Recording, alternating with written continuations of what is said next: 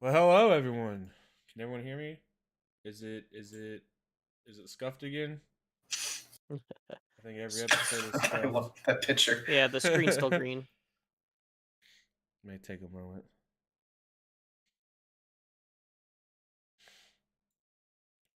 Yeah, it looks like we got a volume going through. Cool. Well, everything looks like it's working on my side, so we're gonna go ahead and go with it. Hello everyone, welcome to Red or Dead. I am Sir Daemon. I am Blademaster Apprentice Fox. And I am Blademaster Luster. If you haven't noticed, Aradin is a glorious picture right now. He is sick like I was last week, so we're gonna show his beautiful face. So he's here in spirit, so F in the chat for Aradin.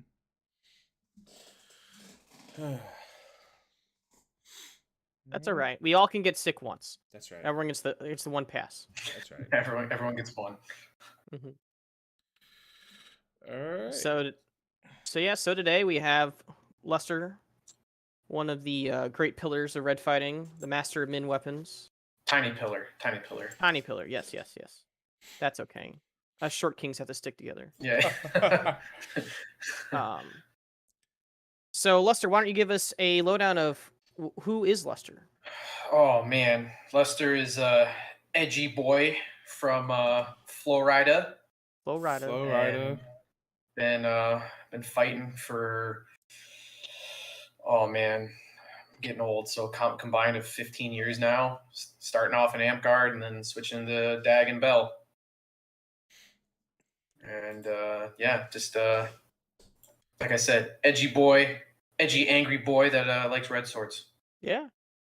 Yeah, they're really good plastic dip shield too. Oh, thank you. Yeah, it's pretty dope. Did they end up failing it for the gem that was on it? Because I haven't seen it in a while. The gem those are lips. No, on the forehead. Oh no, that's not a gem. That's carved in there. That's like carved flesh of the Ebon Light symbol. Oh, no, I just don't use it that often. Yeah. You know, it's a heavy shield because it's all plastidip, and you know, most of my time is like skirmishing and stuff. So like I'll on and off. But it's the same thing with armor. I put the armor on and then I just be like, I can't be as fast as I want to be, and I just start taking more of it off. Mm-hmm. It's like, why'd I bring this? You know, definitely happens every time. Mm-hmm. Yeah. Alrighty. Moving on. Where is it? So why don't we talk to us about your experience being of an apprentice now, Blademaster, and your journey. It's really weird because like I keep forgetting I'm a Blademaster too. Oh, yeah. I'm just so used to, you know, being on the grind the whole time. But no, shortly after I got into Daga here, you know, I got in because of watching Ebon Light videos and stuff like that. And, you know, all those dudes are all my heroes, you know, like Rothgar, Dak, Dozer, Ragefire, watching all their videos and shit, like most of us did. Yeah. And went to Winter War, my first event, and I saw them. I'm like, holy shit, they're here, you know? Like, I always make this joke. It's not really a joke, but it's just like I was like the Ebon Light fangirl. I got the poster above my head, like a boy, yeah. Like, or above my bed, like a boy band and shit like that. Oh yeah. No, but I don't know. We can make one, but no. So you know, I was excited to kind of like, you know, you meet your heroes type of thing, and then you know, some of them opened up to me after seeing me fight, and lo and behold, I ended up joining them. Not much time later, and you know, I always admired the way that Dak fought a lot because when I did Amtgard, you know, I always was very, very movement oriented, try to do unorthodox stuff to kind of throw my opponents off, lots of fakes and deception. And yeah, he did that awesome. You know, I'm like, shit, I want to do that even more. And he's like a similar frame to me too. Like, you know, just like I'm not 5'6", 5'7", depending what you believe my driver's license or not. But you know, just us tiny guys being able to go and wreck shit here and there. It's like that's that's where I belong, and that's why I joined the game. And so, as I got closer to him and my first Ragnarok, they started talking about Blademaster. I'm like, this is the coolest thing ever. It's like, because like when you see like knights and stuff like that, it's mainly like sword and board and stuff like that. And this is just an offshoot thing that's for red fighting. I'm like, oh, well, yeah, I'm gonna do this too. And seeing that Dak, one of my heroes, is part of it, like, I asked him to be his apprentice, and he had me go out first to make sure that he was really one I wanted to be with. And I talked to all the other Blade Masters, messaged them all, try to fight them, try to give like an analysis of how I thought they fought, and then maybe they can give me clarity on it. And then eventually Dak saw me put, a lot of work in, and he approached me. He's like, "Hey, would you like to be my apprentice?" And I was like, "Yeah." Yeah. Obviously. So after that, so I remember like a long time ago, like this is also too, like in the age of when like carbon weapons are still like newer, like people had lots of fiberglass and kite spars still, and you just had a few carbons popping up here or there. And in that era, I remember the original thing was supposed to be you have to use a min red for 2 years. But as technology got better, weapons got lighter, and spears got better, everything got better. They kind of like moved away, be like, okay, you can use whatever you want, but just don't go out with like a pole arm or like a glaive or something. We still want you to use your red. But Dak wanted me on min red, and I had already fought with min red I technically used the min red in Amp Guard for years, and then I started DAG like that, and then started testing out with other lengths. But Dak told me, he's like, min red, all min red, and I'm like, this is gonna suck, but cool, let's do it. And and so I did like the 2 years on min red, and then I go to pick up another sword, just like, this is cool and all, but it's not a min red though. I kind of you end up liking it. You get the Stockholm syndrome with the min red,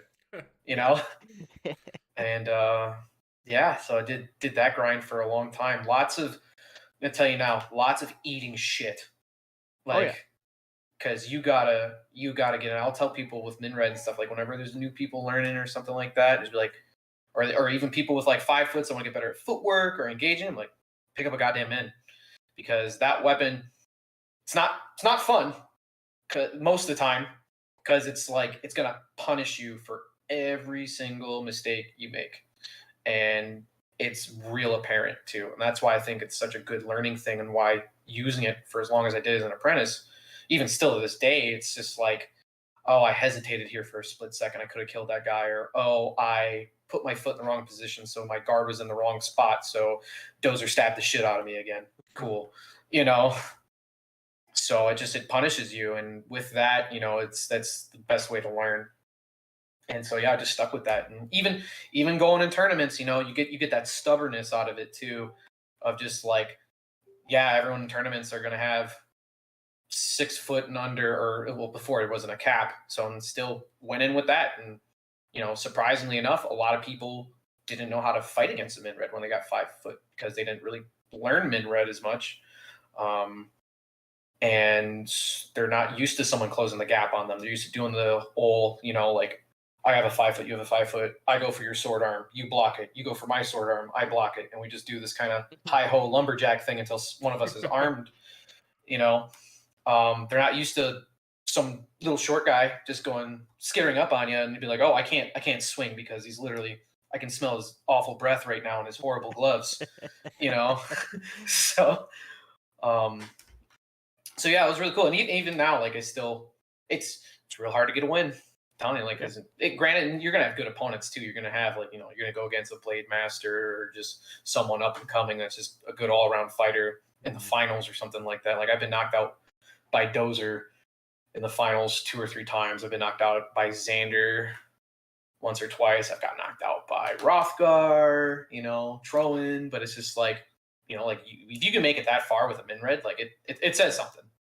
Mm-hmm. So, and it's cool being able to learn all this stuff as an apprentice using this weapon type. And, Dak as a teacher is amazing. He's like one of the best teachers you can ask for. because we will break down every tiny little permutation of everything of like, okay, well, why'd you move your feet like that? Why did you have your shoulder in this position here? Like, what were you planning on this? How are you trying to enhance your shot by doing this fake and blah, blah, blah, blah, blah. So it gets very, very, very analytical on every single one of your movements. And being able to drill that and see it apply, like do well in a tournament because of it. You're like, oh, I wasn't even expecting to do this well. It just, just seeing the payoff for all the training is really, really cool and satisfying. And then you start seeing other people start to pick up min red and shit too, wanting to spar. Oh, how'd you do that thing with your feet? And it's just like, all right, this is cool, because then at that point I'm doing what I've always wanted to do, which I appreciated it. Like, looked up to all my heroes and Blademasters for being able to innovate the game. So when you got other people, starting to use some of the moves and techniques you do, it feels good. It feels like you're really making an impact at that point. Oh yeah. Yeah, I've always felt like min red is a good way to improve yourself. That's why I'm trying to get me a few of them and use it, because it's definitely going to help with footwork. Mm-hmm. Oh yeah, and definitely you have the right idea of having a few of them because you will go through them. There's been, I'm still awful. I don't reblade my weapons. I always have someone else do it for me. But it's just like there's a point that I would buy a sword, blow it out, or break the core, and it's like I was gonna buy another one, and buy another one, and buy another. And there was a point where I literally had like a graveyard in my closet of like 16 to 18 cores, like no exaggeration. And I remember just awesome. Offloading them to my unit and be like, here, salvage what you can. You can keep it. Just give me like one or two out of the bunch, but the rest you guys can keep and spread them out. Mm-hmm. That's awesome. Yeah, but you will go through them because it's like I said, it's a very, very punishing weapon. And you're going to be and it's fast. You can be really fast with it. So you're going to have lots of momentum, and you're going to try and flurry, and you're going to put more power into some certain shots too because of how light it can be. And you're just going to destroy the foam on your blade. It's so yeah, having one or two, having ones to rotate through too is you need it. Yeah, I think at my peak I had about 6 of them. Yeah, I've never had like 6 active. I've had a lot in the back room or in the trunk of my car for a while, but I think the most I've ever had, like I can cycle through these. I think it was like 3 at one point. I think I had 3 in a 6-foot that I didn't use because I was on min red the whole time. Yeah. Well, I build gear, so yeah. You're gonna have the whole. Yeah, I don't. I'm kind of just dipping my toes into it. That's why it's taking me like a month to build them. That's okay. But I'm also like being very picky on the stuff I order. So, like I probably went through 12 different ripstop samples before I finally found something I like. No, the handle. I feel like the handle is even more important on a min red than it would be with other reds because when you have that longer handle for like a 5-foot or up, you're going to be doing the same type of arm extensions. You're not really going to be tucking in against you as much because you're dead if you do that with a longer red. With a min red, you're able to flow, as I call it, like a folding fan, where you're able to go one direction and then go the other one, like so you're like unwinding, kind of like how a fan would fold. And a lot of that too kind of requires you to keep your arms close and like peel the sword around yourself. And that's how you can get momentum, because as you close distance on people, because everyone's going to be outranging you, so you're not going to be sniping them. you got to know how to throw multiple shots, when you're up in someone's grill, because when they got a 5-foot, they can't do that. Like I said, the sword's pinned against them. You got to know how to get right up next to them and still do all those motions of whipping your sword around your body. So having the right handle and comfort to do that is just key. And like I don't like round handles that are like pinky thin. I know some people in here like that. That's not for me, because I like to have kind of supporting fingers. Like I hold do I have an example? You guys got me talking now. Here's a paintbrush. Like when I hold my handle, yeah. Oh, I got so much information and stuff and theories on red and stuff, so I can talk about this forever, especially if it's min. But I hold. I should probably bring up the stream so I can make sure I'm holding the right way. Like I hold my stuff almost like a pencil here, and then these other two fingers are just kind of there for support, but they're not gripping it. It's mainly just these three fingers. So I like having like the oblong handles, or like like the samurai or katana ones, that kind of can fit in the rest of my hand, so that when I like push pull or do like a fan rotation, I'm able to just kind of go like this with these fingers kind of free if need be. Because when you're monkey gripping it, you can't, you'll use too much of your arms doing that. So yeah, handle is most important thing. That's like the first thing I notice whenever I pick up, like someone shows me a minute or something. I just like, it's a cool sword. I hate this goddamn handle, But everyone's different. This is my preference. Yeah. I'm a drummer, so I hold my sticks like I would a drumstick. Yeah. So I have to have my little fulcrum closed here when I hold my swords. Yeah, I mean, it's still kind of like your initial grip is still kind of similar. You're still using kind of those three fingers, but I guess like you're not really doing much with the other ones as much. But I gotta have just a little bit of support there. Again, I don't want to be monkey gripping. I hand and a half is how I always like to put it.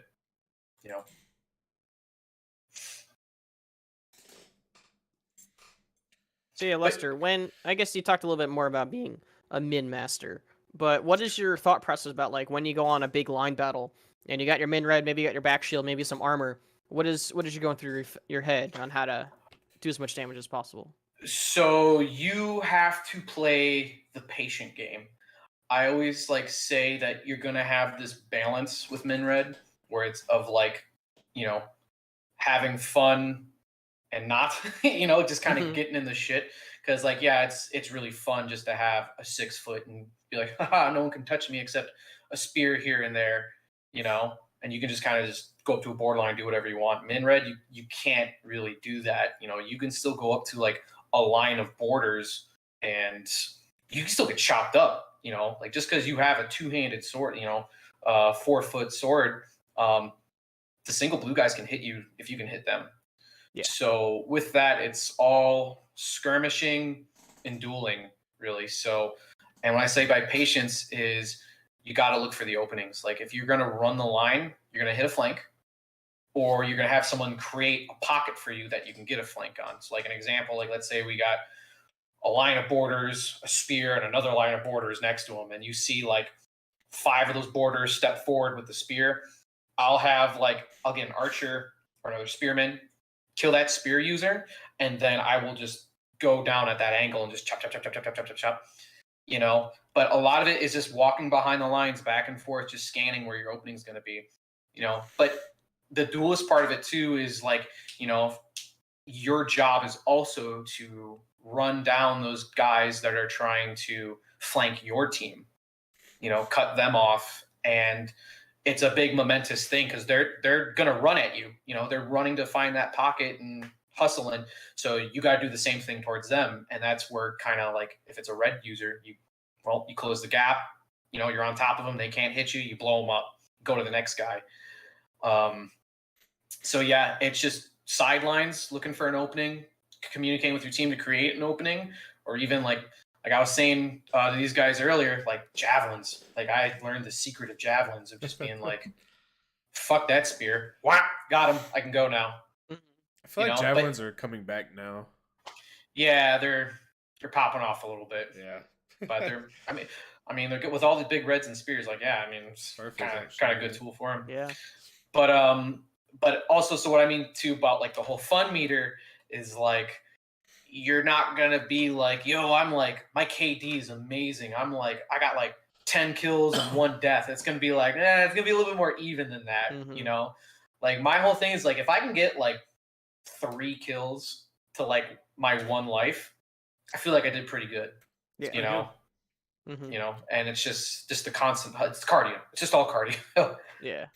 But that's also, it comes with the training of it. It's, if you're training Minred at first, it's going to be like, man, I can't do anything. You're standing next to a sword and board and you you kind of suck. You know, you're just a sword and border without a board.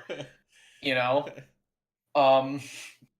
you know, you can't fight the other reds because you're gonna get chewed up when you try to close on them. It's just like you're a border without a board. So, but it's gonna, again, like I said before, it's a punishing weapon. It's gonna punish you for not doing stuff. And when you start realizing, like, man, this shit isn't working out, that's your weapon telling you, like, yeah, you gotta do something else. You gotta hustle over here, or push it over here, or be patient, wait for your opening. You know, but that's just kind of like how you got to do it. But it's still fun though, because like it's like it's hard mode. It's what it is. So like when you start getting those kills though, it's so satisfying. You know, like you literally just rush people down, kill someone, and just like run past them. Like there's times like I'll blow people up, and like before they even put on their like hand on their head calling dead, I've already like thrown a shot, shoulder check this guy to get his goddamn corpse out of the way so I can run down the next guy, and you just get that momentum going, you know? And it's cool. It's totally different from like the Buckler 5-foot mentality of go in the line, protect your buddies, throw a shot, live forever. Nope. It's the opposites. You are pure DPS. You are burst DPS. Mm-hmm. You know, pure chaos. Yeah. And like, and if you get limbed, it's like, yo, go out, blaze the glory, man. Like, because like, you know, I use the 602 min red, and that's just light. It feels like a blue to me. So like, even when I get armed, it's like, well, now we're just gonna go in and just start doing tech shots and spins until I'm dead. If I get hit in the leg, I just walk. I just go respawn. there's no point. There's no point. That's the best strategy. You need your legs for all of this. Yeah. But where like back shield's fine. Like back shield's great because when you run past people after killing someone and they try to back, you know, his buddies are trying to hit you in the back as you're going past all of them, they're hitting your shield. So it allows you to kind of keep your momentum going. You know, you got that passive defense. You don't have to worry about, you know, not like a buckler's still passive too, but a buckler you can kind of be a little bit more active with it, like aim your blocks and your shield. You don't do that too much with the back shield. Like the most active back shield block is like if I'm going to do a spin, if I'm going to gravedigger someone, or if like I see that they're looking like to shoulder chop me because they have a longer weapon, I'll like hunker down so that when they go to get that chop, they hit the top of my back shield. So it's like you block with it. Even though it's a back shield, you're still blocking a forward shot, you know? And closing on borders, you know, they can't high cross you. You know, it's really hard for them to hit wrap you. So and that's where you just gravedigger the crap out of them. But yeah, that and like helmet. Like, yeah, like other armor's fine, but it slows me down. I always end up taking it off. But the helmet's pretty cool. Like anything just to like make an archer not want to waste their time with you is like cool, you know. And spears suck, but keep getting the go shoot Dozer or someone. But you know, like I'm like the little goblin that's like on like I'm like the backpack, you know. And that's a cool thing about being a little guy too. It's like you don't need the bigger red to compensate, you know, for reach or anything. It's just like you can hide behind your team, you know, like you can hide behind borders and then just like surprise, I'm here, you know, and machine gun people. You heard it here. Size does not matter. It's all about being in the chaos. That's right. You know. But no, it's still fun in field fights. Like I rather spar on the side, but because like even when I'm in a field fight, it's just like I'm just sparring people on the side pretty much. Like not literal like tap swords, but just like I'm running down those few guys on the flanks that want to chop up. You know, I was gonna say chop up my archers, but they're archers. I'll let them die. You know, but just fight those guys on the side, pick them off, and then because that's another thing too with like line fights is sometimes they'll see they'll know who on their team is like their flankers and stuff, and they'll be like, oh yeah, I know my side's covered because our flankers are going over there. But if you go over there and kill those guys, and they still feel kind of comfortable, like, yeah, I know my flank secures, our boys are over there. They're exposed now. And you just run that shit, And then that's how you get, your 5-6 kill spree for your one life. And you're like, I did it. I'm exhausted. I got to run back to spawn and come back and do it again. You got to go send in your helicopter real quick. Yeah, yeah, exactly, yeah. You got your kill streak. Yeah. you know.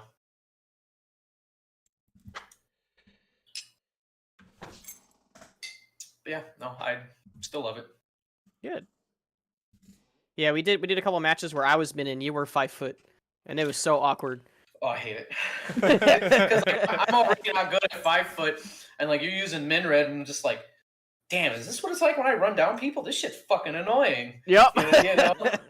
I'm like, damn, I can't throw a shot. Like they're so like, you know, confined up. They always say like, you know, it's a defensive red fighter is a dead red fighter, but like if you rush in and you're not giving them any lane to really swing on, they're done.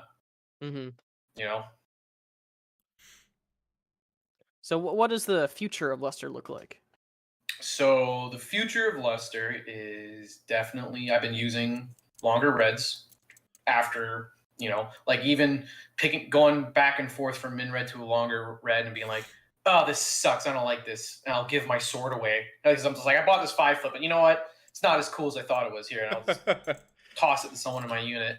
But it somehow comes back to me constantly.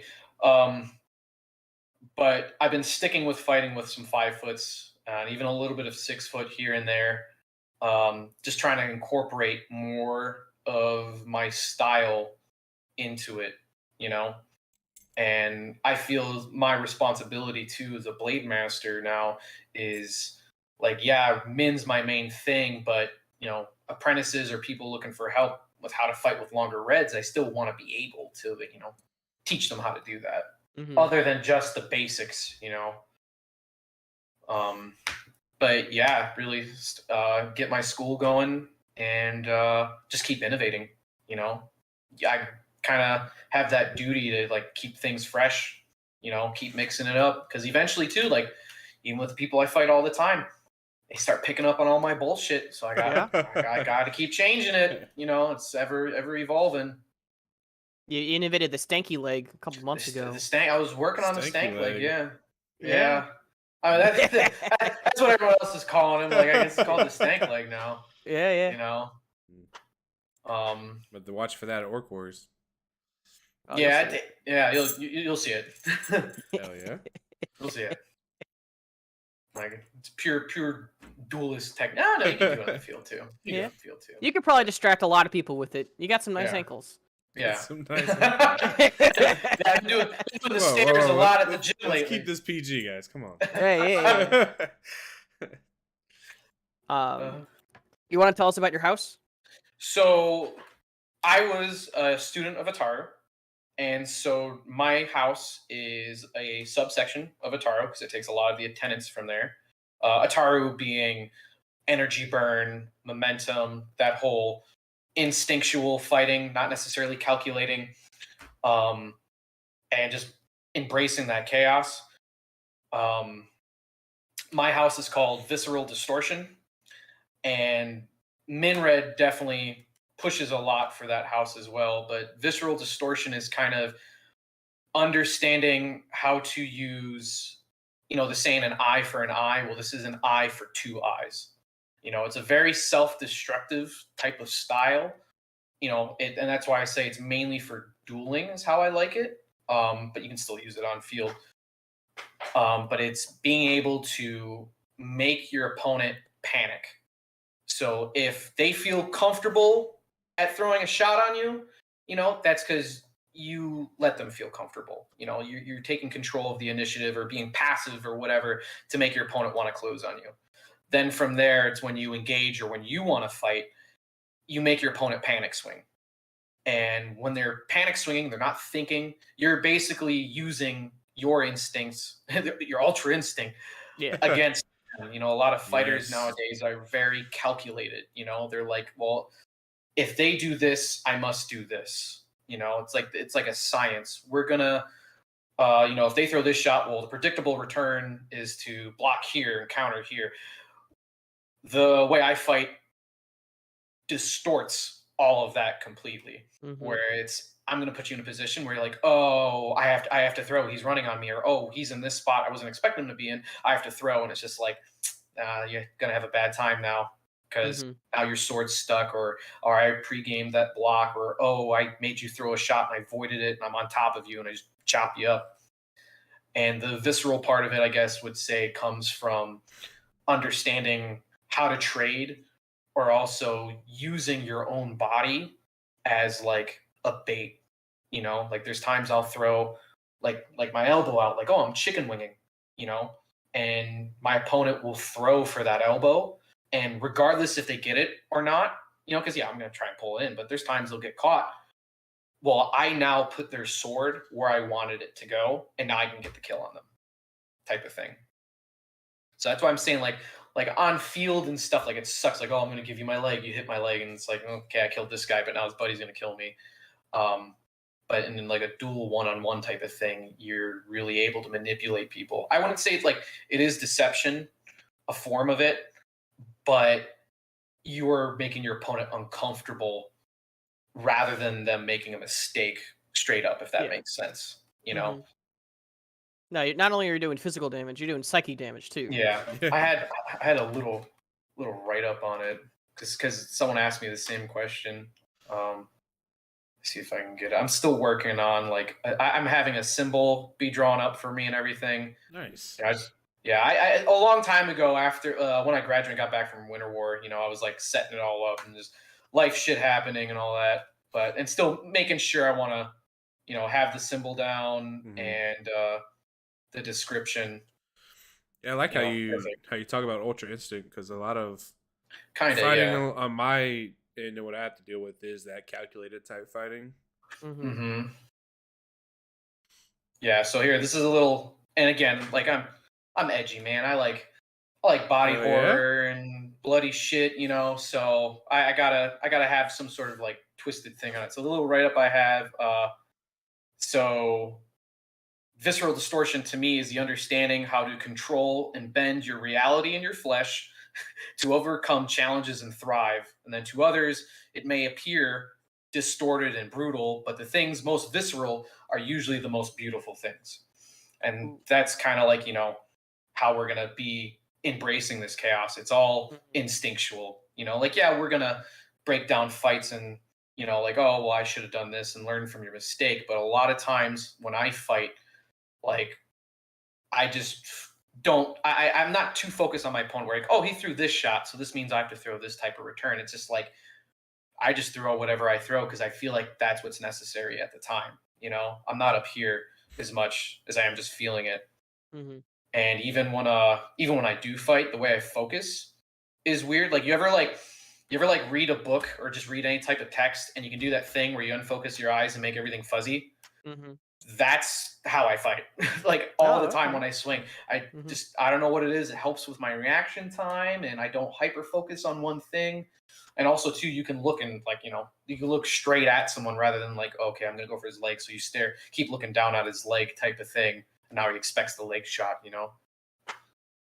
like usually like if I'm doing stuff like that and people pick up on it. And again, that's part of the style, making people feel uncomfortable or whatever is, if I'm constantly looking at their leg, they'll be like, oh, he's going to go for my leg. Why am I armed right now? And stuff like that. So that's like, I guess the TLDR ramble version of it. I talk about it forever. But no, it comes from the tenets of Ataru because Ataru is all about energy burn. It's all about going to zero in the tank and bouncing back. And feeling that energy from your opponent, throwing it at you too, and being able to, spiral that around yourself and throw it back at them type of thing. But it wears you down. It's still exhausting, but no, that's the gist of it, I would say. Yeah. That's really good. No, for sure. So we're going to do a little bit of video review. Hell yeah. Was there any of those videos that showed you that you were like, you really want to do, or just want me to choose one? I don't care. I'll talk about anything. That's fair. Cool. Then we'll pull up what I already loaded.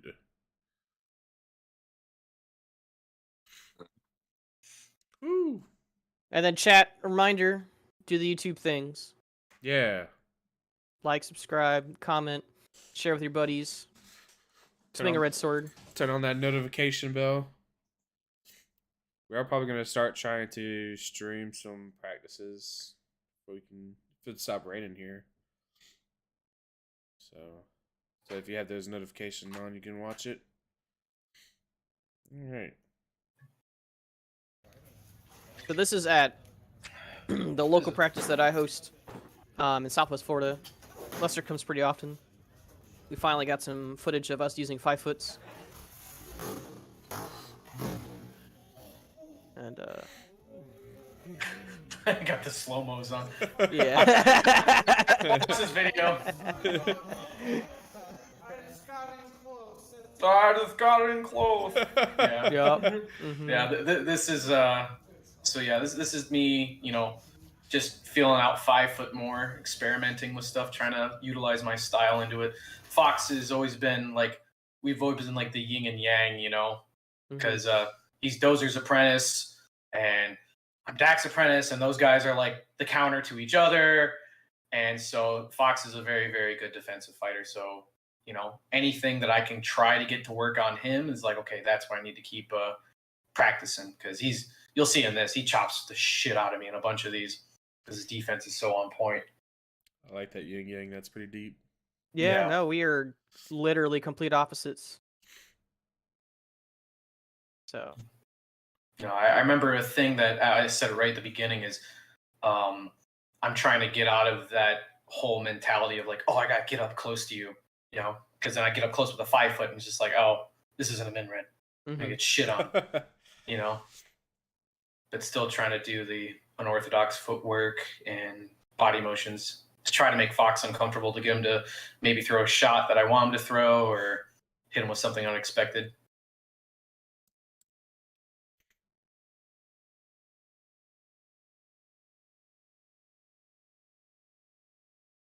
Little bit of the what they call the stank leg in there too. Mm-hmm. A little bit of it. Yeah.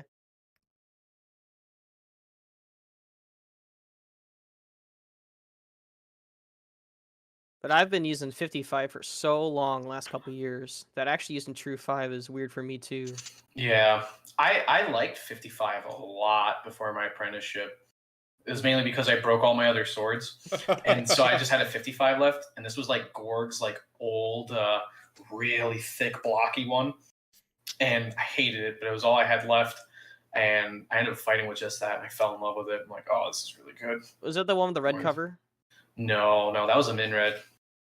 No, this was like a black cover, and like it wasn't like the striking surface was real thick and meaty. It was heavy.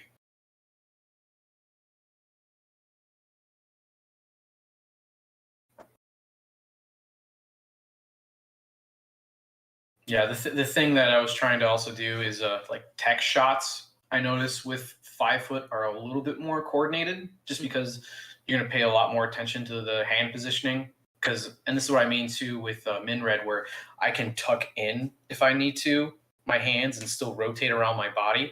If I go to do a hand switch with a 5 foot, I can't bring my sword in or my handle in because of its length, and that completely changes up where my passive guard is, my shoulder positioning, and you can just get chopped up. At min red, I can hand switch to go do something techie, and if my opponent closes on me, I can switch my hands real easy because I can have my sword. I can bring my sword tucked in against myself to rotate it however I need to be. 5 foot, you can't do that because you'll get your sword stuck on your body. Mm-hmm. I'll tell you that all I really wanted to do was just like pump and stab you. Oh yeah. I mean that's what works. Like I'm the guy that used to dance around. It's just like yeah, you got like landing the stab is like the best shot against me. It's also probably the riskiest because if I block it, that's it. Yeah, right there. Yeah. Yep. Bingo. Yep.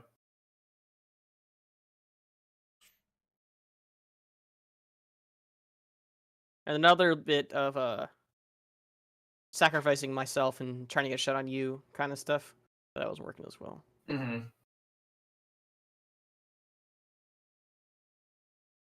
Yeah, so a lot of the stuff I was trying to do, I think there was put your sword into the lane that I want it to be, to then kind of rotate around. I'm still trying to do because like I know like when you square up, when you cross the center line, it's just like, okay, you're getting into some dangerous territory there for yourself.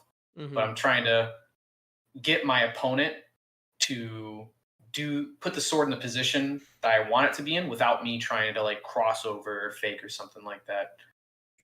And a big way I do that is, if you notice a lot, I will fight left foot forward. So I'll fight off, just because it puts my sword arm back. And a lot of right-handed fighters, will do the thing where they shoot for the sword arm. So if my sword arm's back, they got to go deeper in on me, and then I can engage or switch feet to kind of void the shot, and then cut an opening on them. The old Make sure we don't actually kill each other. Yeah.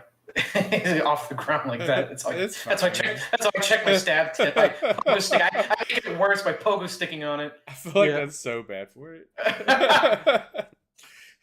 Well, it's just like if I feel it. It's also too. I'm short, man. That sticks 5 foot True. So I gotta like hoist. Was this at the point too where we're like, why are we fighting on the goddamn concrete? Yep. Mm-hmm. The field was open. There was lights. Meanwhile, we're fighting in this pavilion, and it's like getting shin splits the whole time. Every step I take. Yeah. Like, why am I doing this? It's a good size pavilion, though.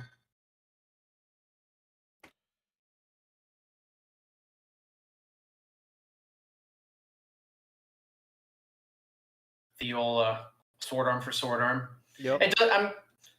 Disclaimer: it doesn't matter what skill level you're at, or how much shit we might talk about. Oh, don't do that shit.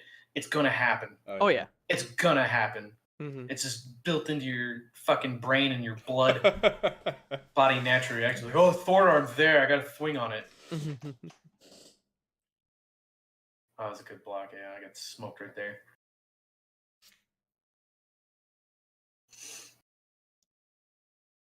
Talk about Minred for an hour. It's like, let's watch some 5 foot footage. Yeah. No, it's good. It's good. Now we can do a couple more rounds and we can switch over to one of the other videos. So that there's me trying to incorporate more of, keeping my sword in a unorthodox position where it's not necessarily pointed at you to kind of get you to fill in space, and then I can do some footwork to try to back up and throw a counter shot when you're flat-footed. This is all stuff I do with Minred. Just trying to incorporate it. That was actually good. I thought you had that bait. I think he clipped my arm or hip just enough. But yeah, this like I said, this is the whole, you just got to drill it, man. Yeah. You got to keep going. There's times too, and like in the past where I got to 5 foot, I'm like, this is awful. I don't want to do this anymore. I'm going back to mid. But it's like, nope, we're going to innovate. We're going to keep doing it. You're learning all over again. Honestly, like if I probably will settle at like a 50, like I was saying, like a 56 or a 57 is probably like my cap length once I start, understanding all the other swords more and more. I just feel like that's good for dueling and line fighting. It's a good hybrid. Yeah, I agree. If I get past 6, I just feel awkward. Mm-hmm. Yeah. I feel awkward even with 6. I like 6. Yeah, like 6 foot glaive. I kind of like 6 foot, like just not a lot of striking surface at the end. Yeah. And because it's weird. I can actually use that like it's a Minred because like the handle's so long. I can kind of like get in close and then whip it around my body because it's just like, oh, the blade's just on the end. I only got to worry about that little bit, Whereas with like, a full blade 6, it's like, well, my blade's going to get stuck on stuff. Yeah, I only like longer ones. If I got an edge, I could just row a boat next to someone who's blocking for me. Yeah. Who the hell is that in the way?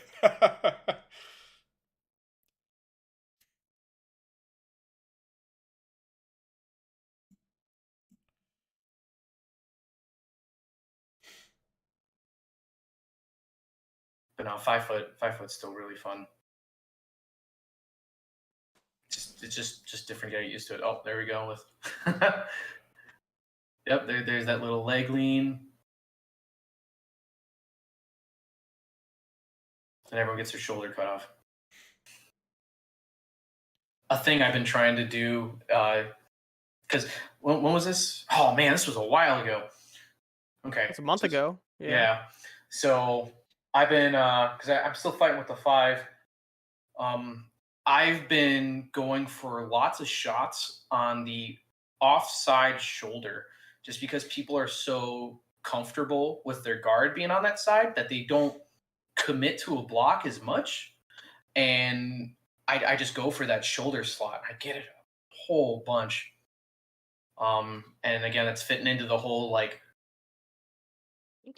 when you're comfortable is when I want to give you that false feeling. They'd be like, "Oh, I'm fine. I'm dead." A little void there. Yep. Nope. Still clip my arm. Wait, what shot was that? Was that offside shoulder?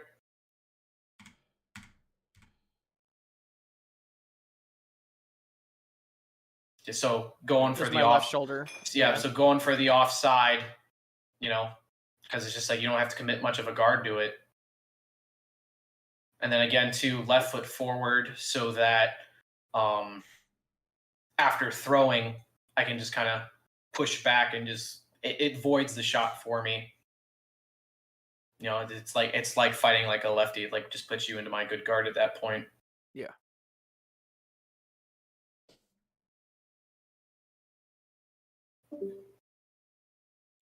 And Fox is gone. Of course. And he's back. It wouldn't be Red or Dead if he didn't drop. Oh, man. Every time. Every time. Yeah. Yeah, no, those are cool. We'll pause it and switch videos while you get your stuff working. Oh, man. All right. How you guys feel about snuff films? Because you're about to see one. It's the best. Yeah. So this was a House Ataru specific trial where it's an energy trial, and it's one that I've been doing for a while. It's being able to basically go to the negatives with your energy and still be able to just get something. You just keep fighting, take whatever you can to get your second win back. And again, so this is me on min red. Rage is on, I want to say 55 or 5. I have to see this handle. And then I also fight against Rothgar and Datsun in this as well. But this trial, I like before in the past it was sparring Dak, and we just do one fight. That's it. One fight, try to exhaust myself. And then if he goes to tap swords and I can do it again, it's just like, well, you didn't burn enough. So this is the culmination of all those attempts. Is that honestly, I wasn't even told what it was going to be. Dak unfortunately couldn't make this event, so he told Ragefire, what he expected and what to happen. And yeah, so I kind of went into this blind. I just have to redo this. Look at this. Oh. Yeah. So that's the fake spin to get them to put up the block in that area, and you just hit the other side. Again, that's also a way for me to gap close and a way for me to feel out initiative, because in all reality, when I do that, all you have to do is just stick your sword out at me. Like I'm showing you my back. But after feeling Rage out for a little bit, I guess in the fights before, I felt like he would bite onto the fake and wouldn't just poke me. So I can just throw a really nasty fake and hide it with a gap close. But yeah, this is slowed down, but all these fights are super, super high intensive. You can play him slow down if you want it, but yeah. But the whole point of all of this again was to batter me into like not being able to fight. There's a stank leg. There you go. Yep.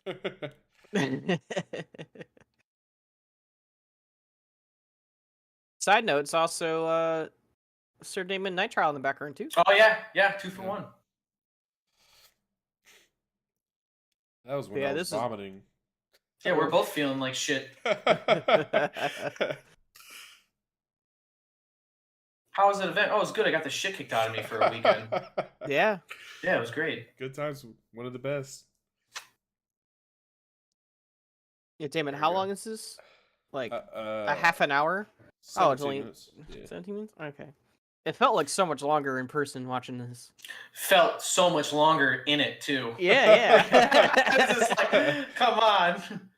No, but this was, all Ebb and Light boys that are all, tried and true red fighters. So no, nothing was being held back in this. So I'm still I'm burnt out, at this point. But it's just like, we're gonna keep going. Just gotta keep going. The Sword So- Lord looks so mad walking up to you. He looks what? He looks so mad walking up to you. That's his secret. He's always angry. No, No, he's fighting with Min. I always have fun fighting Hrothgar just because a lot of his style is also unorthodox movements and like like traditional sword stances and stuff that you wouldn't necessarily see in foam as much. So all of our fights are very, very fun because they're very fluid. Giving him the force hand. Yeah.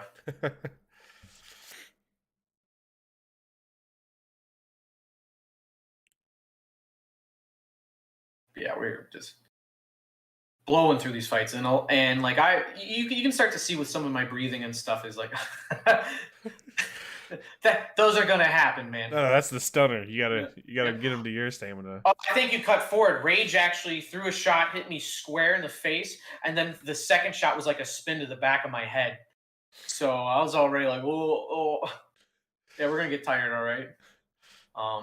But no, that's the whole point of it. Because if you notice, I'm still doing high intensive, energy demanding moves. And honestly, too, it feels like sometimes doing the slower ones are more exhausting. That little slow twirl I did a second ago, Mm-hmm. I remember that killing me. I'm like, oh, I should have just did it fast. Because when you're a momentum style fighter, being able to kind of delay that takes a lot of effort. Isn't that also Hrothgar's sword you're using? I think that one is mine. We just like he reblades my swords, so that's the cover on it. I was gonna say you're beating the shit out of him with his own sword. But I'm feeling it, Mr. Krabs. The event was great too. It was just all trials. I got no pictures at all. Like trying to scroll through, I probably looked through like 2,000 pictures of it. I'm like, come on, there's got to be one. Nope. I was all on the side. Again, another slow twirl. Sweet. Yeah. Yep, I'm tired. I didn't even try on that one. But the whole time too, again, this isn't necessarily a trial of like I have to get so many kills or they have to kill me so many times to fail. It's just the whole time Rage is saying like swing or drop, and I think I hand switched there. Sweet. But yeah, it's like I'm burning out here, but I'm still every time I go to like it's like diminishing returns is the way that Dak has always taught me and kind of pushed me where it's like, okay, you're at 100%, all right, you fought hard, you're at 80, then you're going down to 50 and 20 and so, but you never really go to 0. You'll go from like 10 instead of dropping down to like 5, you're going 10 to 8, then 8 to 7, and then eventually it's just like you're teetering at 5% the whole time, and you're getting those little bursts of energy whenever you can. And that's part of the whole, like, me trying to also put my style of like embracing kind of that chaos and being like, being willing to like have this broken state of my body, but also use that as kind of a weapon. You'll see me do some like look like drunken kung fu stuff, or me acting up being more exhausted than I actually am. To be like, yeah, come punish me for being, tired. And then again, that's part of the whole them being comfortable when I want them to be. Yep, there's a drunken kung fu right there. And just like But yeah, it's the whole them being comfortable, thinking I'm exhausted so they can get like a free kill on me and then exploding on them. You know? Yeah, I'm hurting. Yep, and you see what? But that's another thing. It's just like these guys aren't letting up. I'm dying, and they're just like, no. Here comes. This is where the swinger drop. Swinger drop. And it's just like, nope, gonna keep going. So immediately, here comes Datsun. And for those of you who haven't fought Datsun before, hits like a fucking monster. Yeah, he does. Like Rage Fire too. Datsun especially. I was granted a little bit of water here. I guess they didn't want me to literally die. You were granted. Yeah. I feel like all lefties swing super hard. Yeah. No, it's just Burning Duo. It just so happens that they're all in the same house. Yeah, bacon too. Yeah. I'm talking about you.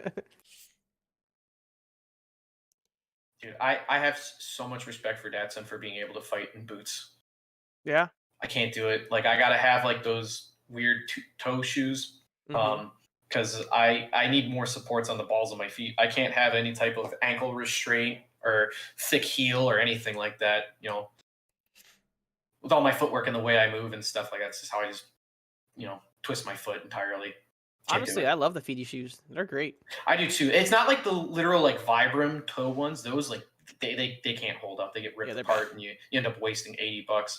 But yeah, no, these are the $40 Amazon ones. Yeah, these are. I think they're like rock climbing shoes. And they're perfect because rock climbers, you're not using the heel of their foot too much, so a lot of the support is in the front on the ball of the foot, and it really really supports, especially the way I fight, being able to move. Yeah, we could put the link up eventually. They're great.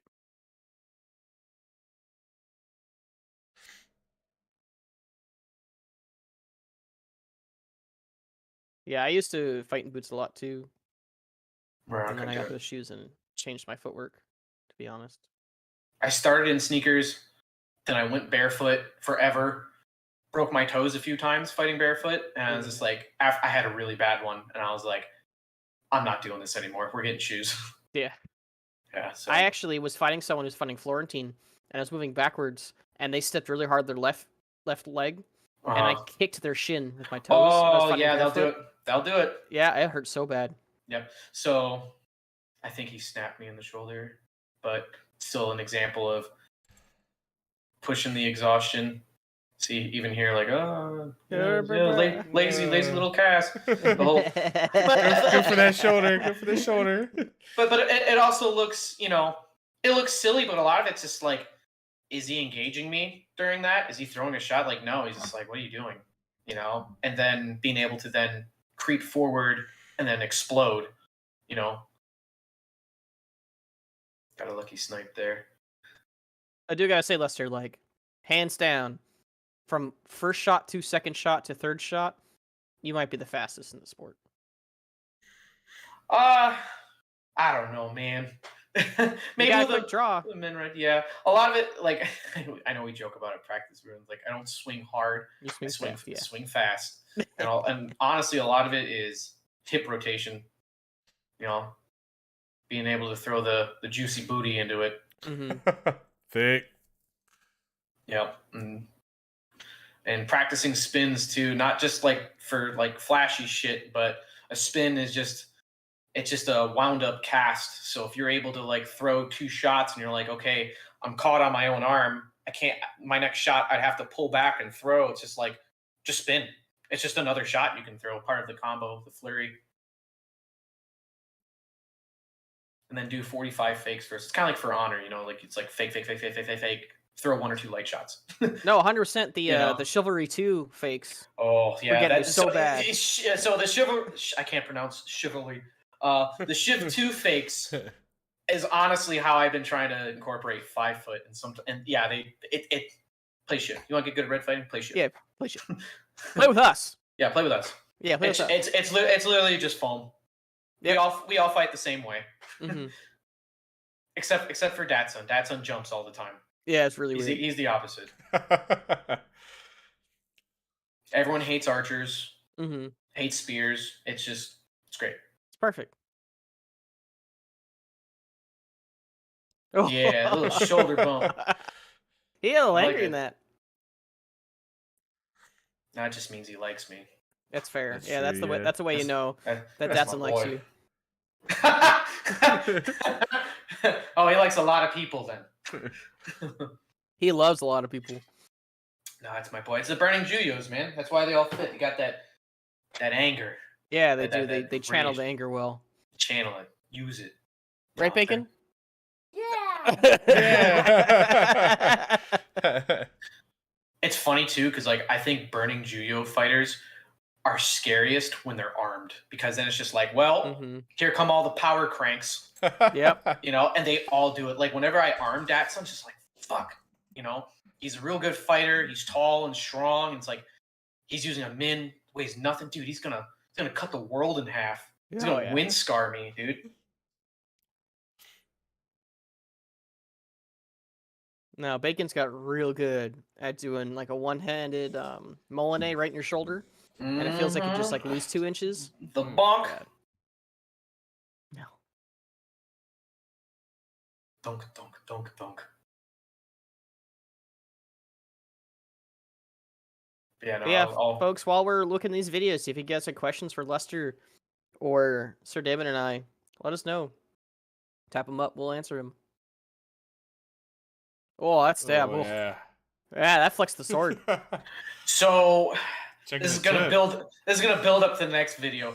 I busted a rib during this. It was awful. Little this is exaggerated here, but it still hurts.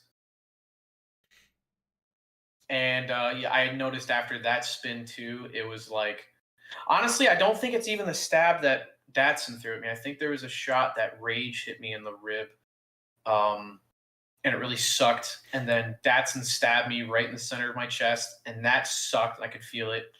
Also, too, like we're fighting really high intense as well too. That's the whole point. Like I even dropped my sword. I'm like, holy shit, I'm dying. Yeah, like 'Cause Datsun's face is so red. Yeah, I've been fighting like nonstop too, like just a couple sips of water and still like, you know. But you'll see parts where I slow down and parts where nope, just like still explosive, dying but still explosive, and that's the whole point of this trial. Is, you know, yeah, I'm hurting. So Farron is asking, if you were to have gone to a different house, how do you think your fighting would have changed? How would you made it your own? So if I didn't get in with House Sataru, I was really looking at Burning Juyo, because in Amtgard even, or even like, I guess the way that I fight, you could say, is kind of passive, where I'll play the patient game and like not necessarily countercut you, but kind of put you in the, like I said, the bad position. You know, wait for you to kind of go there and manipulate you however I have to do it. Burning Juyo to me is lots of like either forward aggression or countering, just straight up countercutting. Yeah. It's very rare that you'll see like a Burning Juyo fighter like really have to backpedal hard. You know, even Murray, you know, even when I close the gap at him and I run him down, it's not even really me running him down. It's more if I'm running into him. Because Yeah. like, aren't you backing up, man? Because they don't need you. They're gonna blade beat and blade bully you the whole time. Mm-hmm. So, but that was also an aspect that I really liked with Rage Fighters, the counter cutting and the never kind of giving your opponent ground type of thing. So that's definitely how I would have gone to if Taro didn't work out. I'm sure my footwork would be not as all over the place as it is now, but I would still try to put that incorporation into Burning Juyo. But Burning Juyo I like a lot. Probably would have been on longer reds for a lot sooner. Yeah. Mm-hmm. And probably would have been way better at line fighting than I am now. And then here I am fighting Rage again. Yeah, so like even though I fought him already, it's like, nope, right back in. I was thinking, again, I went into this blind, so I'm like, okay, I fight the 3 of them until they can't fight anymore. That's it. I gotta outlast them. And then it's just like, oh, Rage is back.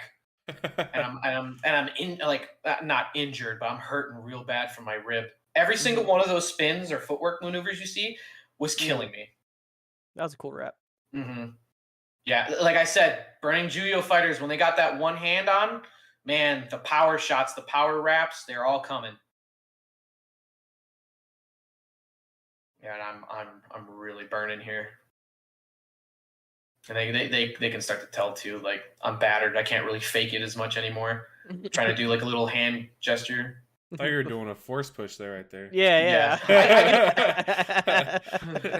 I get a lot of my so a lot of the stuff actually that like inspires me and I try to innovate and make it work is playing Soul Calibur. Like Nice. I love Soul Calibur, so I'll do things where like I'll just throw a punch like Nightmare with my hand, and like my opponent like won't do anything. Like what the fuck was that? Like sometimes they'll flinch back too.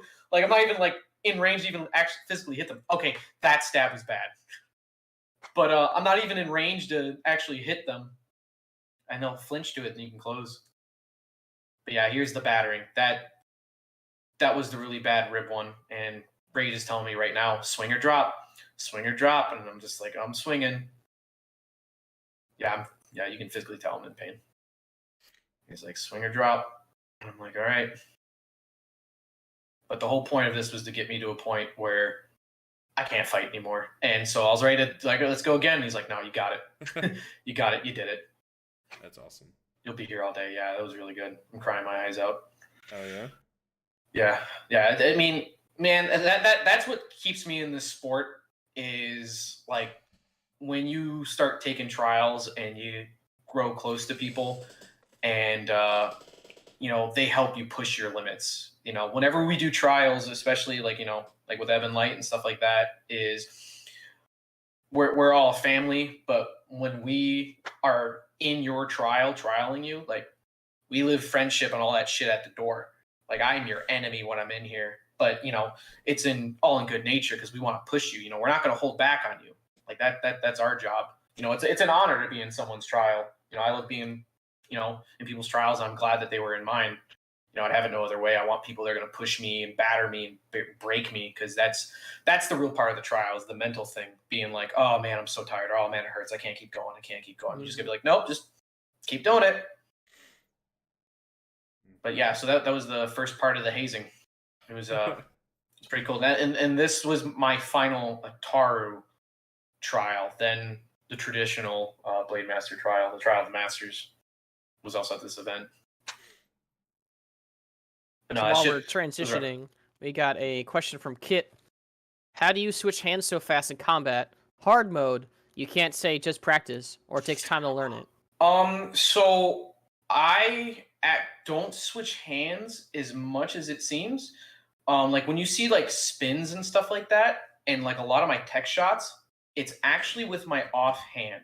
So there will be times I will switch to dominant hand on bottom, but that might be why it seems like I'm switching hands was because I'm throwing cast, but I'm not. I actually, when getting into Daggy here, or red fighting, my people at my practice would start to notice like, hey, oh, he switched his hand. So that means he's going to throw a cast or a stab. And I hated people being able to read that. So I just got good at doing it with my offhand. Like my offhand is my stab hand. This is my cast hand. I'm not as good with my righty. It's also like my spin side. I spin to the left. I'm not an ambi-turner, and I figured that I can throw casts and spins really, really fast and effective by throwing a red shot, letting go, and then just feeling the momentum just kind of take me, and I just kind of keep riding with it with like my hips and my legs. I feel you with that. I don't switch my hands when I throw a cast anymore. I just throw it with my left hand on the bottom. It's just faster and you can seal it. Yeah, whenever I want to throw a cast to like a certain lane that I have to switch hands for, I will try to hide the hand switch. Like I've gotten really good, and this is another reason why too, the way I hold my swords the way I do is I can loosen my grip and I can push. So I'll take my bottom hand and literally push my pommel upwards so that it chokes my dominant hand all the way down, and I can throw like a quick like flick stab or like a flick cast to like a hip wrap. Or I'll do a fake spin. I'll act like I'll go to spin, and then as my back's turned to you, I'll put my dominant hand on bottom and then just unwind and come back. It's just hiding it.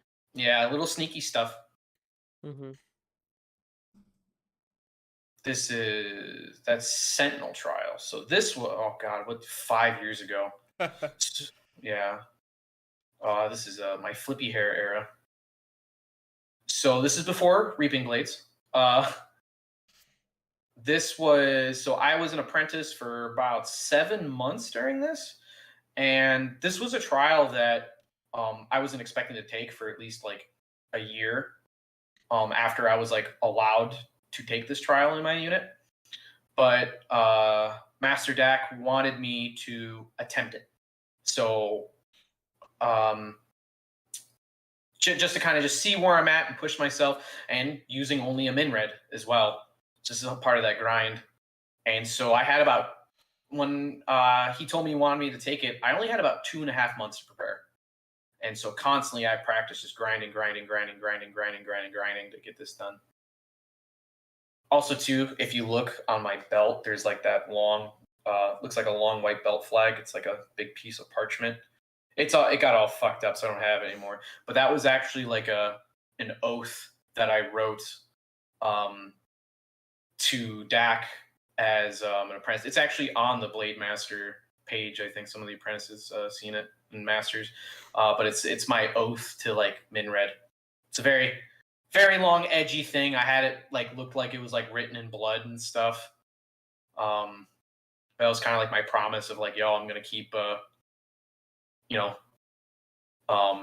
hindering myself so that by using only a min red to inevitably grow from it and break the shackles that bind me. Because those of you who don't know, apprentices are our symbol, I guess you could say, is shackles. We come in with shackles, and when we finish our journey, our shackles get broken. So that was kind of my promise to stay loyal to this journey. But yeah, this is an Ebb and Light trial, and this is a Sentinel trial. So this is, I have to win 3 2v1s. After every fight, I get a 20-second break. If I win a fight, I get a 30-second break. And then you had Jose as your buddy? Yeah, I had to phone a friend. So a lot of Evan Light members will have like an Oath Sworn or a battle buddy. The people at my park, I had 2, just because there's the 2 guys I always fought with. So it's Iggy and Ignatius and Jose, as everyone knows him. His game name is Grundle. So I had the privilege of calling in whoever I needed to.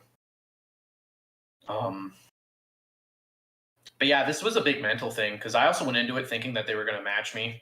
Like they were going to have like they were going to have like min reds and maybe sword and boards, and then it's all of a sudden it's like, that's Matt Marshall, the man, the myth, the legend, Bronan, with sword and board and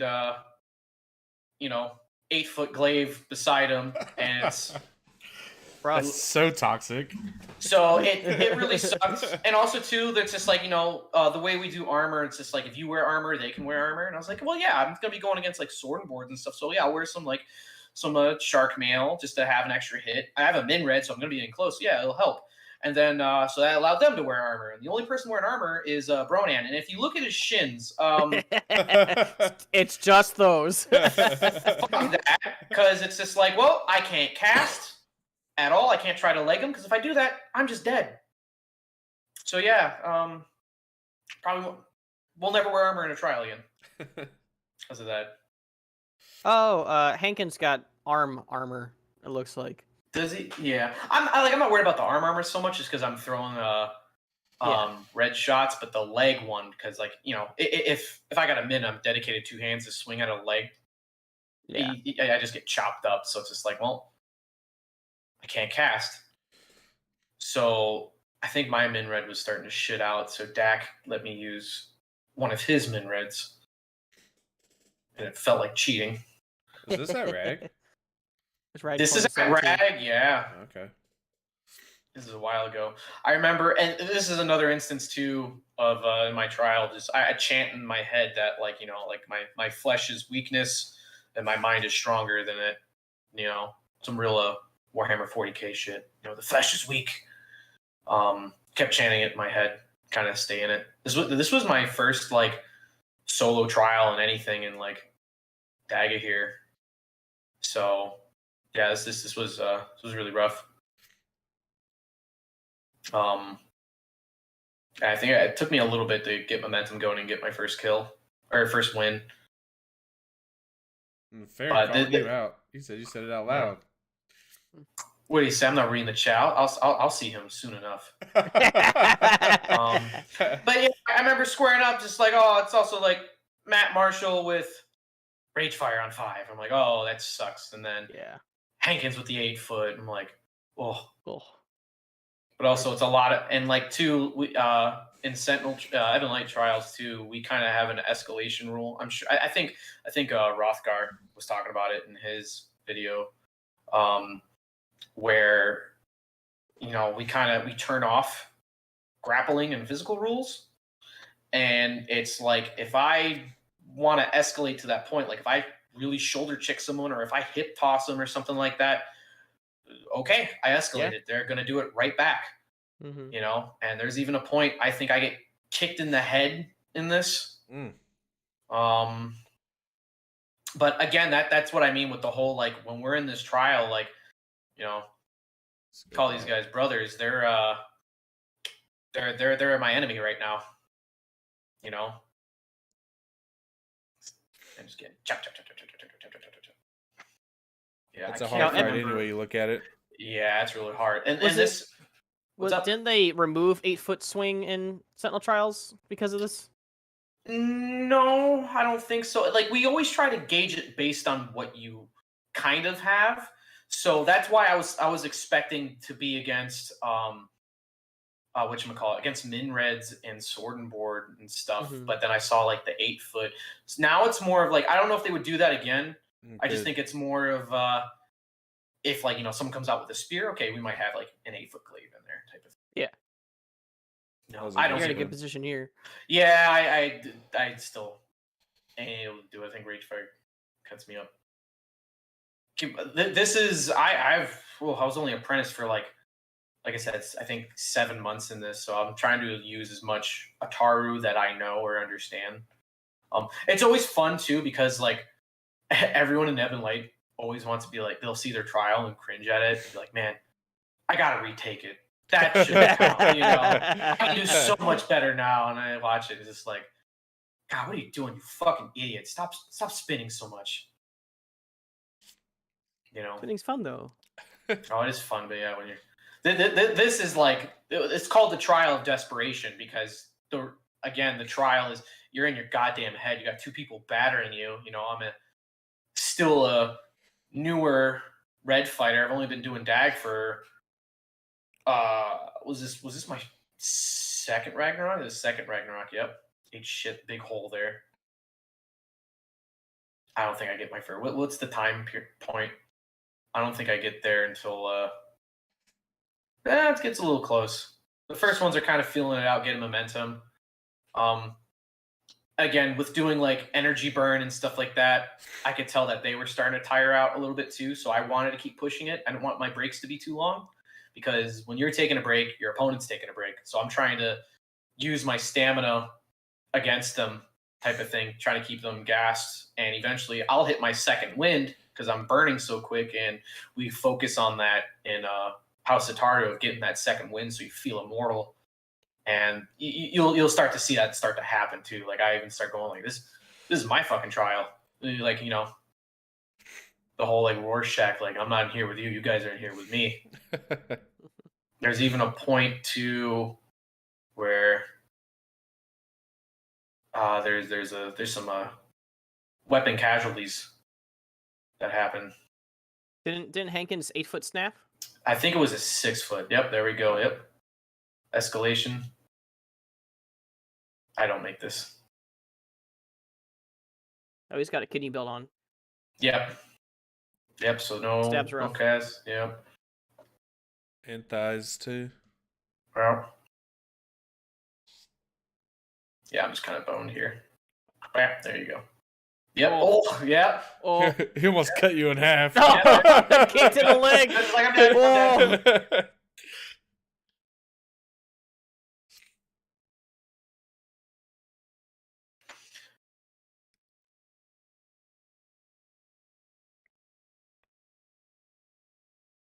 I'm trying to even remember my other kills. It's just the one that 2 kills stand out in my head. 2 wins stand out in my head.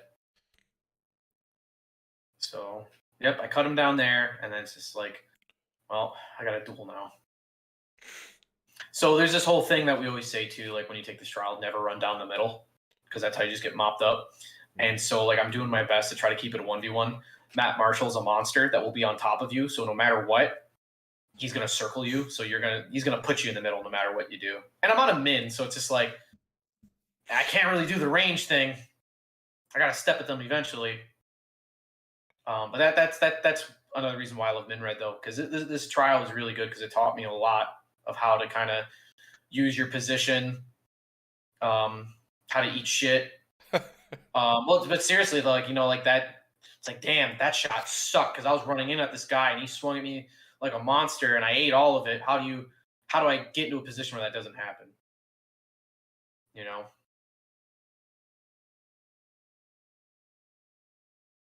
Yep, you see what I mean with Bronan? It's just like, okay, I'm going to try and flank around to get to the 8 foot, and Bronan just circles right around. It's like, oh, I'm in the middle of them now. So fast. Yep, arm, yep, eat shit.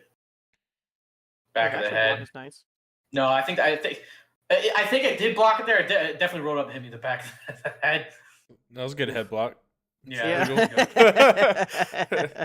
I mean, it's part of being like a tiny fighter too. Like that's what I mean, like being like a short dude. It kind of like benefits because I'm not actively trying to block with my head or anything, but because you have less area to swing on me. And if I'm fighting, tied up with a guard and a back shield, you don't really have any good places to swing sometimes until I give you an opening. Not that like I said, not trying to purposely block with your head, but it's just like. It's just the passiveness of it. You can't just go and swing for my shoulders as much. Like Fox, when I was fighting you and you're on min red, I was on 5, and you just kind of have your shoulder lane blocked by your sword, and I'm like, I can't throw it for his hip because he can fight more tucked in, and he's gonna block it. I'm like, fuck, where do I swing? That's me literally chanting like, oh, my mind is strong, flesh is weak.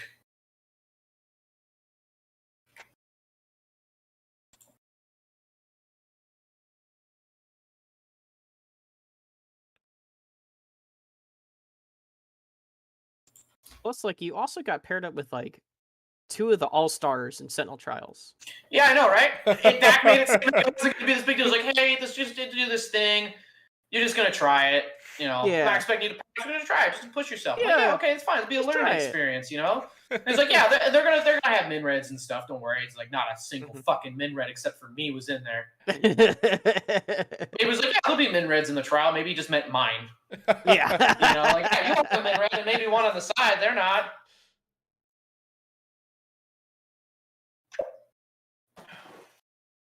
But now you get to beat up people in their Sentinel Trials. Yeah. Man, the bar just keeps getting raised higher and higher because these people that get in these Sentinel Trials, man, they're getting good. Like, have you had Bacon Sentinel Trial on here yet? Not yet. Disgusting! Just chewed through us all. Like, god damn it. Yeah. Made us look like fools.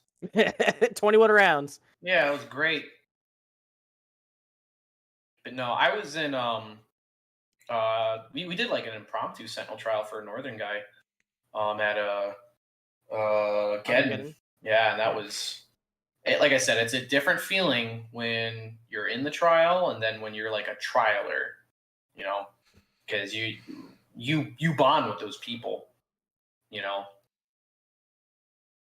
like, yeah, we're all in the same unit, so we're close anyways, but it's just a different type of thing, because you're, as a trialer, it's like, yo, you're challenging that person's everything. You're trying to like batter them and discourage them and shit like that. You want them to pass. You want to see them succeed, but man, your goal is to make sure they don't.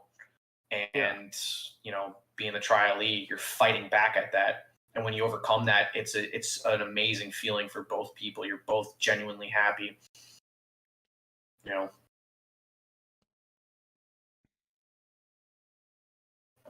Yeah, Farron made a mention saying that he's there to fail you.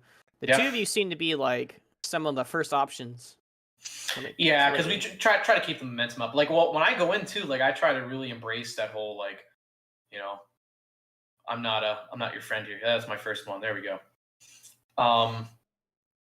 It's like I'm gonna try and be like a bully the whole time.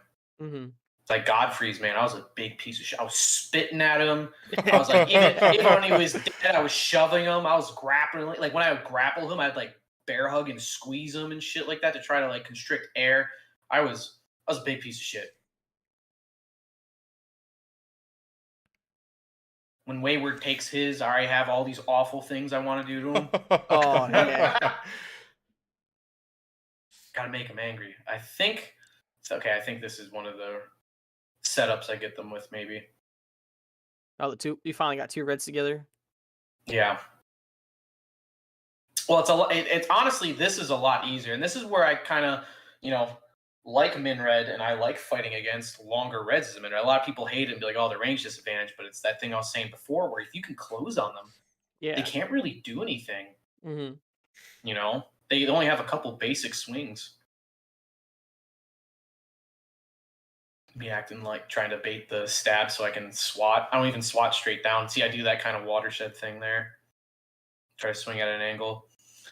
I definitely, after that first kill, and I got that second win going, you can see my momentum jumping up a whole lot more. It's not just battery zone.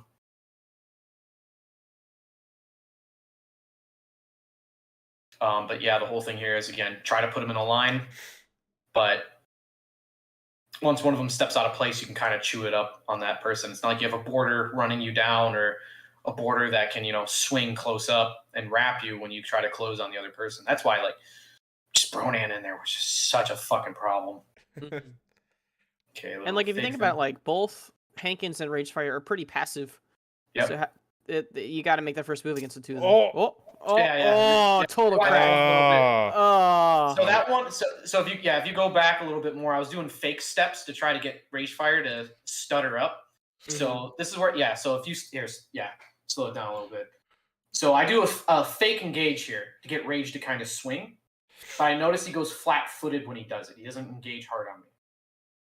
So I think you're going to see it right about...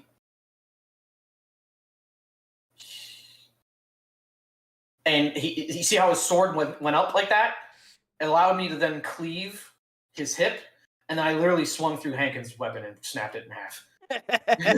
Like, he legged me in the process, but because I put his weapon in a position that he could only do that, and I blew through the second shot. Dang, held together by cloth tape. Yeah. And that's a win for you, right? Yep. And then my last win was towards the end. I was like, fuck this. I call him Jose, and we just chop him up. Yeah, the rest of these are just them being pissed off at me now and just hitting me until that moment. What was that, a 6 foot that broke or 8 foot? It was a 6 foot. No, I get.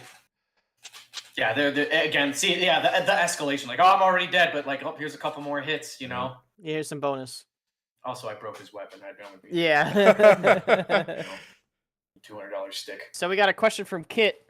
What was your favorite tournament fight or win? Well, tournament fight. I'm trying to think. I'm trying to play them all in my head now. Have you won a tournament besides the Great Sword from last weekend? I've won 2 dagger tournaments. Yeah. I've won a War God a long time ago. This was a Florida event. And I won 4 Horsemen at that same event. But no, Red, I always either get to semifinals or get second. Yep. So but again, that's because I'm pushing myself with Min Red. I want it to be hard, and the people I fight are, they're still real good fighters. You always got to up it. But probably I can't think of a favorite fight. The one that keeps popping in my head though is I fought. Oh God, is it Cookie or Noodle? They both look the same. I think it was. Escalation there. I think I was fighting Noodle, and he was on 5 foot, and I've never. Yeah, he's mainly a sword and border, And I don't think I've ever fought him red before. He was on 5 or 5.5, and I was on min. This was actually at the last Orc Wars. I saw him doing this rhythm with his hands, like he was like trying to bait, like he was going to throw a shot, but he kind of kept his hands loose so he can go into tech grip and throw a stab. And I noticed that rhythm, so I kind of would do little fake engages to kind of like see how his tempo would shift just with his hands, mind you. And I would see him kind of shift faster into like going into that left-handed grip to get the stab, but not still fully committing to it until he saw me run at him. And then I caught him in one of his hand things. So when he had left hand on top for a second, and as he was shifting to right hand on top, as he took his hand off for a split second, I then engaged hard because he then went, oh shit, he's coming, and put his right hand on top and threw a panic swing. And I made him, just seeing his tempo and picking up on what he was doing, put him in a position where he had to abandon his plan that he was doing, forgot about the plan because of when I chose to engage. And I remember liking that fight a lot because it's not the most exciting fight to watch, but it was really intense for me because a lot of it was feeling your opponent out, you know. And not only like in field fights with min reds, but in regular duels, like sometimes it's not the most entertaining right away to watch because you might seem passive, but a lot of it is feeling you out and picking up on little micro movements and kind of feeling the flow of it. Not necessarily like, oh, I'm going to calculate you're going to do this, even though like I'm trying to read you, if that makes sense. It's one of those, I see the rhythm you're on, I'm going to do what I feel's best. I know you're going to do this instead. But yeah, that's probably the one that sticks out to me right now. It's a really good fight. Yeah. I'd say my fights with Dozer are good because they're high intense fights, but he just stabs shit out of me. Mm-hmm. So good at it. Like Dozer's like the big counter. I mean, like I remember like Dak was the one that like taught Dozer, and Dozer developed his own style. It's just like all the bullshit moves that Dak taught me and stuff. It's like Dozer knows them all. Yep. You know. Mm-hmm. So yeah, when I first like was an apprentice under Dozer, I asked him, like, well, how do you beat a Taro? He's like, you just stab them. Stab and run away. I was like, yeah, just stab them. Yeah, they're gonna run at you. Just run away. You don't go to them; they'll come to you. Don't worry. Yeah. If you like them, you win. I was like, okay. Yeah, how much is left on this? I remember it being a little. About 6 minutes. If you just want to skip towards the end, because a lot of these are just me getting buttered. You're gonna see me calling Jose in like a minute. Little hand blocks, yeah, I'm moving a lot more. So can you call him at any time during the fight, or does it have to be right before? Anytime. I just get it once though. And if it, you know, if I waste it, I waste it. It sucks.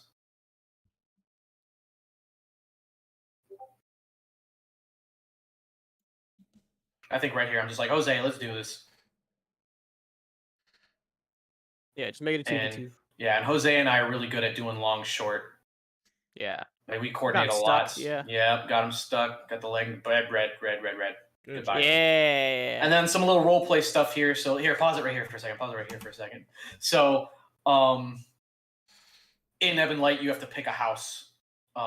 It's either divination or retribution. It fits in with our lore. You know, you either drink from the wellspring and be like cleansed, and you know, take on our goddess Ethnessa, or you do retribution, where you kind of like deny her. You pour the water on your head, and you're like a, you know, like a retribution paladin, I guess you could say. And everyone knew I was gonna pick retribution because it's, you know, I was really edgy. My character would be spitting up black blood. I'd do all this gross makeup and shit, and they all knew I was gonna do it. So if you hit play from here, they had something planned for me. And yeah, I didn't get to pick. I'm like, I'm dead from this trial, and they're like, seize them. So they literally all pin me down. I'm telling them to fuck off. I'm trying to bite them, I can't.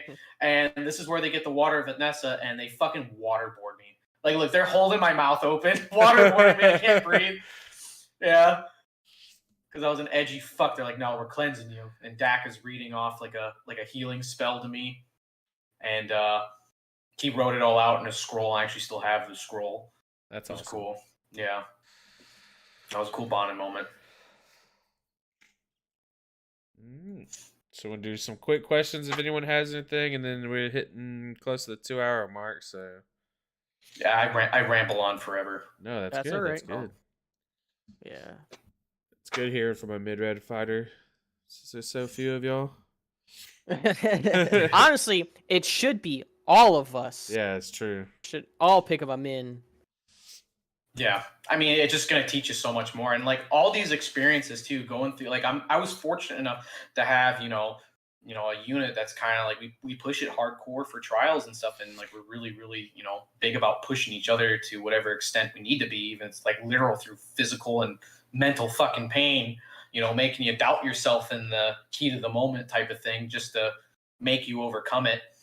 But min red being that punishing weapon type and having people that can kind of help you push that as well is huge, and that's why I also kind of want to incorporate a lot of like literal like broken bones and shit, and literal like blood being spilt and sweat and all that crap. Like that's the whole visceral part of it, and it's been a visceral experience for me, and that's why I need to incorporate it into my house, because I feel like it's just through like that blood and bone is how you're gonna get a lot better with this weapon type, and even fighting min is going to translate higher. It's going to teach you how to fight all those other weapons even better,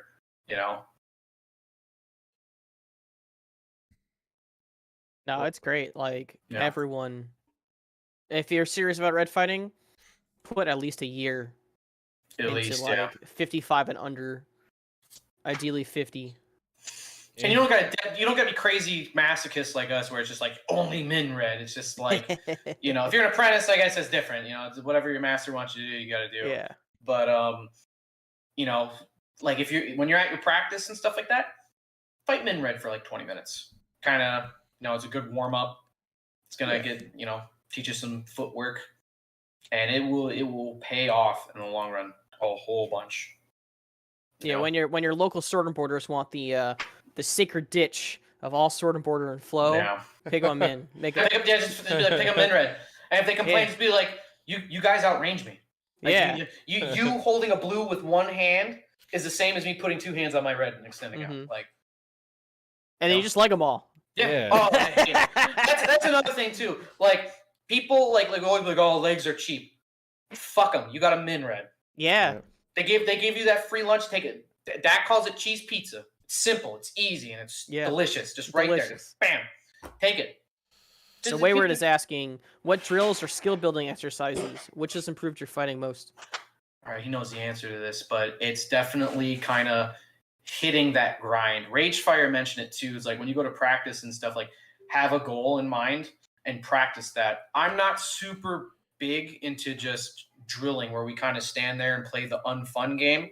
Yeah. Like it works. It's just not personally for me, because I'm an instinctual fighter. I kind of want to feel when I need to do something. If you just like be like, hey, you're only doing this shot to practice this mechanic, I feel like I'm going to get stuck in that. And I want to kind of learn how to use my body to innovate it and push it a lot. But if we are talking straight up drilling, not so much as throwing shots as it is footwork. Do things that put your body in an uncomfortable position. Push your balance, like, because that's how I can do lots of flurries and stuff. Like when I move, I'll put my body in an uncomfortable position when I swing, and I'll be like, damn, this is uncomfortable. I need to get out of this as soon as possible. And that's how you can then unwind and throw another shot. How can I hold my sword out and throw a sufficient shot without literally bringing my arm back and throwing it forward? How can I turn my hips? How can I take a step in a certain direction and use a snapping motion? And that's going to help you a lot more with just your hand speed in general too, because it's just when you start combining hip rotations and certain footwork, all with throwing a shot, doing a folding fan or something like that. That's how I'm able to do all that real quick stuff, throwing 3 to 4 shots within, a couple seconds. So any type of footwork thing, lunges is the main one. Practice lunging. Yeah, you got to get your core open. You got to get your legs open. Yep. From Farron, what is a bad fighting habit you have, and how are you trying to fix it? So I don't like I don't want to say 5 foot stuff too much because there's stuff I'm working on with 5 foot. It's not where I'm the most comfortable, so I'm trying to unwind that. A habit I have, I guess there's times I get too caught up maybe throwing feints, a little bit overboard with it, to the point where it's just like, all right, you threw 6 feints. If you would have thrown 2 shots in the middle of those, you could have got something out of it. Yeah. But a lot of it, and I guess at that point too, your opponent starts picking up like, okay, this guy's doing nothing. He's just faking. It's for honor. It's just for honor. I guess that's something too to do, and also just like in Minred, there's even more things with Minred I can improve on. Being able to fight. I want to fight Dozer a whole lot more too. I'm fortunate to have him in my unit, but just people that are really good at spacing with longer reds as well. Getting that gap closed, being able to put my footwork in a position to put up a passive block without moving my arms. Because Dozer knocked me out of a tournament with that. Because there was a point I had a game plan and I was closing on him, and then I abandoned that game plan, and the maneuver I had to block the shot I was expecting, I didn't do it because I thought I had him, and he ended up throwing the shot that I expected, and because I abandoned my game plan, it killed me. I was like, damn, I should have switched my feet. I should just switch my feet. I didn't do it. Mm-hmm. So a lot of it is kind of second guessing yourself, and as an instinctual fighter as well, it's that's how I die. I'm all about committing to my instinct, feeling that chaos of everything and rolling with it. And when you kind of try to stop it and go to a more calculated thing, that's how you end up dying and crossing yourself up. So. All right, one last question, and then at least I gotta leave. What red fighter do you wish you could fight more? So I don't want to say any of people in my unit, my boys, just because I do fight them often. Honestly, I want to fight Sir Talon more, Sir Apprentice Talon. Yeah, he's a fun fight. Because he's always busy. He's very involved in keeping the community going and running events and stuff. So I definitely want to fight him more. I think I've only fought him in a tournament on one time and on the field here and there. I watch a lot of his stuff, so I definitely got to fight him more. Avias, because I love him more than anyone. Avias is a great, beautiful man. Our fights are always fun and cinematic, so definitely want to do that more. So yeah, those two definitely. The ones that are out of kind of my general area. Yeah, Avias is always hard to find a fight. Same with Dozer. Yeah, both busy adulting. Mm-hmm. What about you, Daemon? What are some of your wishful fights? I don't know. That's a hard one. See, I try to get down to Florida as much as I can, because I know that's where the gold's at. Mm-hmm. Probably Avias more, because every time I fight him, I still just get mind fucked. So. Yeah, and in our Blademaster trial too, again, it's another one of those fights that looks boring, but we're playing six dimensional chess in our heads with little just kind of like little bobs and fakes, and it's fun because it really me being a person that tries to put you in an uncomfortable position, he kind of does the same thing where he lies to you with every movement he makes. So it's just I can't tell when he's actually uncomfortable or panicking or not because he won't show it to me. So I have to really, really, really earn my shots against him. And every time he kills me, I immediately know, fuck, I fucked up like this. But every shot I get against him or kill against him, it's satisfying because it's all right, that worked. Okay, cool.